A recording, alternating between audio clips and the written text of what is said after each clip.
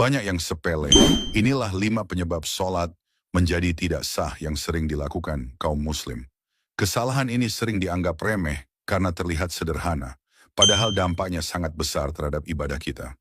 Yang pertama dan yang paling sering terjadi adalah saat mengucapkan takbiratul ihram.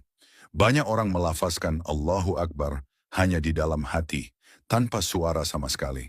Padahal takbiratul ihram adalah pintu masuk sholat. Minimal, lafaz tersebut harus terdengar oleh telinga kita sendiri.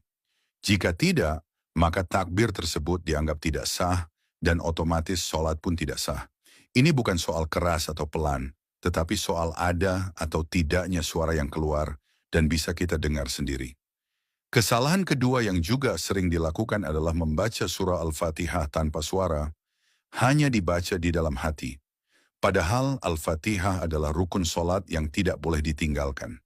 Membaca Al-Fatihah bukan sekadar menggerakkan hati atau pikiran, tetapi harus ada bacaan yang keluar dari lisan dan terdengar oleh telinga sendiri. Kesalahan ketiga adalah saat membaca tahiyat akhir. Banyak orang terlalu fokus ingin cepat selesai, sehingga bacaan tahiyat akhir hanya dilafazkan dalam hati.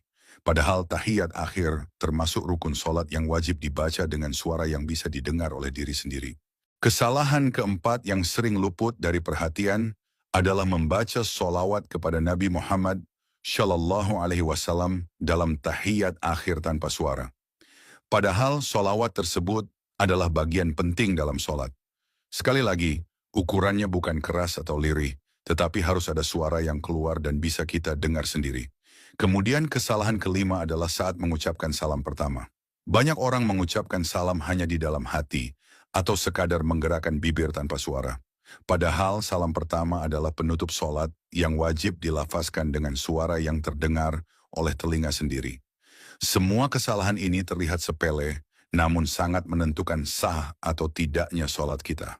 Dari penjelasan ini dapat disimpulkan bahwa sah atau tidaknya sholat bukan hanya ditentukan oleh gerakan, tetapi juga oleh bacaan yang dilafazkan dengan benar.